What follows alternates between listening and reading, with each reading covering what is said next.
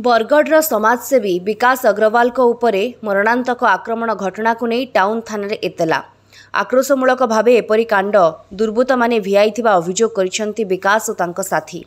दिन 12:30 समय विकास निज दुकान थिबा समय 20 ରୁ 25 जन दुर्बृत्त आसी तांको असभ्य भाषा गालीगुलज करी अतर्कित भावे आक्रमण करी फेरार हो जाइथिले। गत 2 दिन धरी जिला मुख्य चिकित्सालय रे होइथिबा चोरी घटना संपर्क में विभिन्न खबर कागज और सामाजिक गणमाध्यम रे खबर प्रसारण जोगु आक्रोश रखी एपरी आक्रमण होइथाई पारे बोली विकास अभियोग करिसेंती। नमस्कार, विकास कुमार अग्रवाल सामाजिक अनुष्ठान संकल्प परिवार रो सभापति दायित्व तुले आसुचे। 12 ରୁ 12:30 समय थिबा से समय मुई सार फैक्ट्री सामने थिबा मोर दुकान रे बसितिली। आउ मुई मोर व्यक्तिगत काम रे से समय बिजी थिला बेले हठात संभवत भाव किसी लोग आसिक विकास अग्रवाल किए बोली से प्रश्न करते। मुई यार मोर भाई जेहेतु थिलु मुई विकास अग्रवाल कहबार पर से तुई बहुत जानवर हो तुई एंदा किसी अवांतकर जुक्ति मोर सा करी से जने मोर कलर धरिक टाणी आनी दुकान भितर भटाकी किसी कहबार पूर्व से मत हठात आक्रमण करते। एतकी जल्दी जल्दी सब हो 4 ରୁ 5 मिनट भितर से मत जो पाखापी 20 ରୁ 25 लोग आते से समस्ते हठात पिटी देकरी विभिन्न जगह मोर काने हो कि ओठरे हो कि आखिरे हो सब जगह पिटिक से पलैले।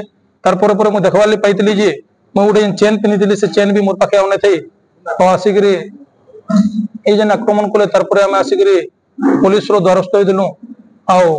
तो पुलिस रो सूचना देथिलु जेनटा भी तार परवर्ती आईन रस रो आम नेथिलु।